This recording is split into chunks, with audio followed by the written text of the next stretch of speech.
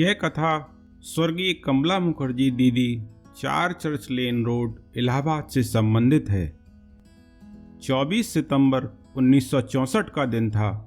यह OISD की report professor साहब के पास अगस्त में आई थी। प्रोफेसर साहब का सदैव सिद्धांत रहा है कि पुस्तक का या पत्रिका उनके सामने आती है तो उसका पूर्ण अध्ययन करने के पश्चात ही मेज से हटाकर अलमारी में रखते हैं। यह उनका स्वभावगत गुण बन गया था। उस समय इतना संभव नहीं था कि वे 24 घंटे का नौकर रख पाते जो झाड़ पोंछ करता तथा अन्य कार्य आदि करता। परिवार के लिए उनकी सास प्रातः खाना बनाती तथा रात का खाना मौसी बनाती थी। घर में प्रोफेसर साहब के छोटे भाई बहन का लड़का रहता था। वे ऊपर का सब कार्य, सफाई, झाड़ पोंछ, नाश्ता बनाना, आए लोगों की खातिरदारी आदि करती थीं। झाड़ू लग जाने के पश्चात पूरा 1.5 घंटा इन्हीं कार्यों में लगता था। उनकी सास और मौसी, सास को ज्वर हो गया तब उन्हें अपने सरकारी पद का भार निभाने के लिए ठीक प्रातः 10 बजे ट्रेनिंग कॉलेज चले जाना पड़ता था। ऐसी परिस्थिति में उन लोगों ने अपने यहाँ एक नेपालिन रख ली जो समय पे आकर खाना बनाकर चली जाती। उसकी मदद से वे निश्चिंत होकर अपने कार्य पर चली जाती थीं।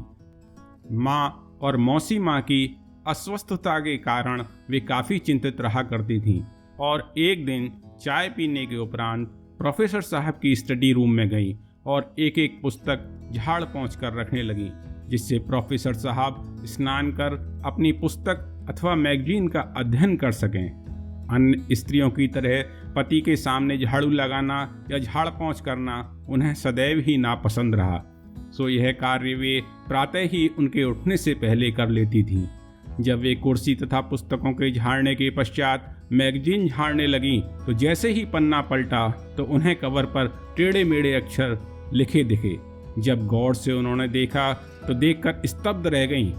वह केवल टेढ़े मेढ़े अक्षर ही नहीं थे, वरन पूज्य महाराज जी के हाथों की लिपि में लिखा राम राम था। यही अक्षर से कवर पेज के पीछे के पन्ने पर भी लिखा था तो उनके विस्मय की सीमा नहीं रही।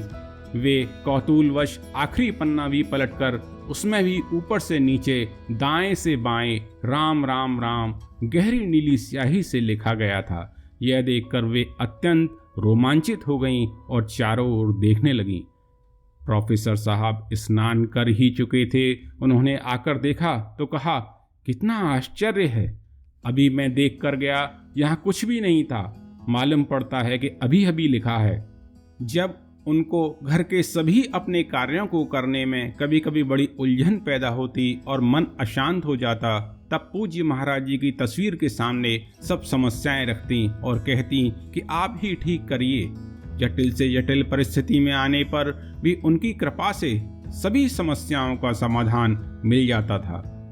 समस्याएं दूर हो जाती और चंचल मन शांत हो जाता और उन्हें पुनः सब कार्य करने के समाधान के लिए भगवान पर छोड़ने के लिए प्रेरित करने का विश्वास भी पैदा हो जाता। इस प्रकार पूज्य बाबा जी ने राम राम लिखकर अपनी उपस्थिति का आभास कराया और ऐसी शांति दी जिससे वे दुगने उत्साह से कार्य कर सकें। जब पूज्य महाराज जी आए तो उनसे मैगजीन में राम राम राम अपनी शैली में अंकित करने की चर्चा की। सहज भाव में बाबा जी कहने लगे, माई मुझे बहुत याद कर रही थी। जय गुरुदेव।